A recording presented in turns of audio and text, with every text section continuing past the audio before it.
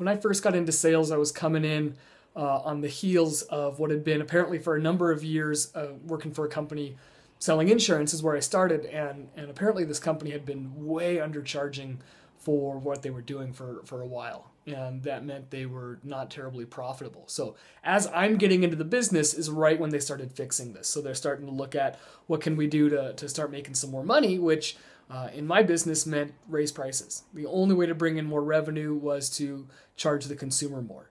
And so while the existing agents that I'm working with and around me are just pulling their hair out trying to figure out how to compete with this, I honestly didn't know any better. I didn't know that this was a big shift for us, and my district manager did a really good job of insulating me from that fact. Obviously, I wasn't told coming in, or I might have chosen something else to do. But really, I didn't know any better, and so I just assumed this is how the marketplace was. I assumed it was always uber competitive. I assumed that customers were always going to be giving me price objections, that I was just going to be higher. And so what I had to figure out was why. What am I going to be able to offer that's going to justify my higher price? And once I got really clear on that, then the price objections didn't matter as much. And really what I started to learn was price wasn't that important to my customers.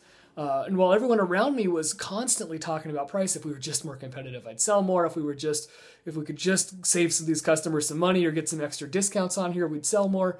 I didn't see why, because in my mind, I'm paid on commission. And even now owning my own business, if I drop my prices, I'm just cutting my own pay. So why not keep my prices nice and high, keep them where I want them to be so I'm making the money I want, and then use that money to allow me to show up and serve my customers in such a way that justifies that price and has them feeling like they're getting a fantastic deal.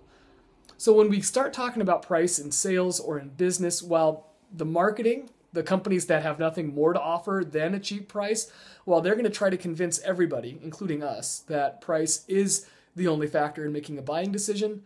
Your customers, that's not the case for them. And don't buy it.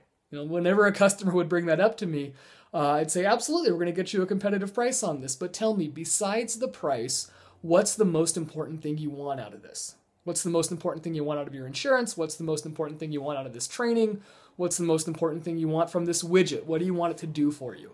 And that answer right there, that told me why the customer was going to buy. Price, it's a factor, but it's a very, very small factor. What they're actually looking for, the problem that your product or service solves, that is where you're going to make your money or lose your money if you can't show up and do that. But price, secondary. Once you get that, once you can kind of really see the light here, that price isn't the most important thing, and you really start showing up and delivering for your customers, they'll pay you whatever you charge because you're solving something in a way that nobody else can.